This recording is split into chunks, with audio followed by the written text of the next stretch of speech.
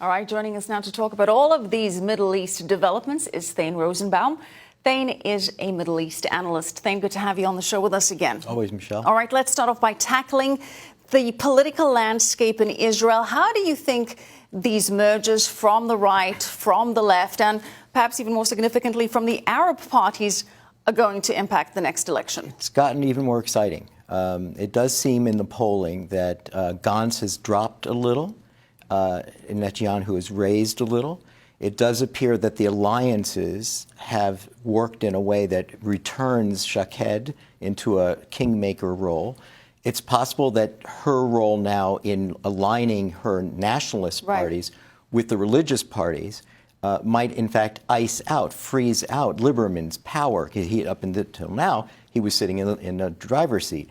I'm not sure, Michelle, whether the alliances on the left bring in enough total votes for Gantz. So is this looking better for Netanyahu now? I think so. And it's so interesting because Shaked didn't even make it after the last elections. Her party with Naftali Bennett failed to meet the 3.25% threshold. And here she is, as you say, in a kingmaker position. She runs the table.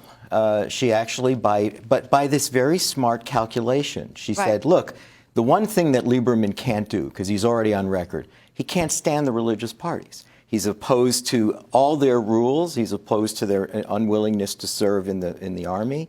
And so therefore she's saying, look, if I can join with some of the religious parties, it can create a unity right wing that I can combine with Netanyahu, and then that's an ultimate win. What did you make of that slip, if you will, or hearing mistake, as he subsequently excused it, from Benny Gantz, saying that he is open to a national coalition government, national unity government, rather, with Prime Minister Netanyahu or with Likud, and then sort of backtracking? Does it seem like that is going to be the result anyway?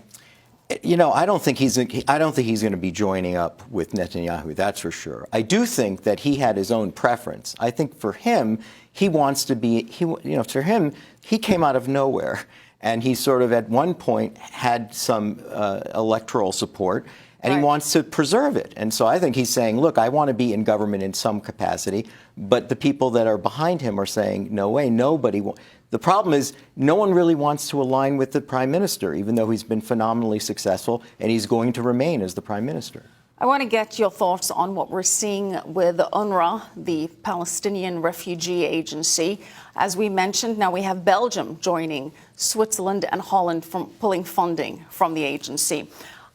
Corruption at the agency has actually long been established, but there's always been the argument that it in fact perpetuates the Palestinian-Israeli conflict by the way that it defines a refugee, because it is the only refugee agency to classify as refugees descendants of the Palestinians that left or were forced to leave their homes during the State of Israel. No other refugee agency does this, and because of that, it's been known or seen as an impediment to peace. So do you think this could finally see the agency ending? Well, you're quite right. First of all, it is astonishing in the United Nations. The burden is always on refugees to end that status after one generation.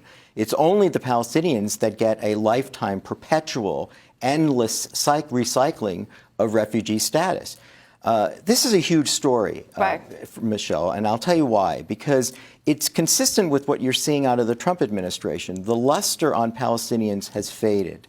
They're really being held accountable. Even their refugee organization is being held accountable. They've, for years, recognized that this was a corrupt organization, but only now are they conducting internal investigations. This could be a game changer. Thane, thank you so much. Thane Rosenbaum. Thank you, Michelle.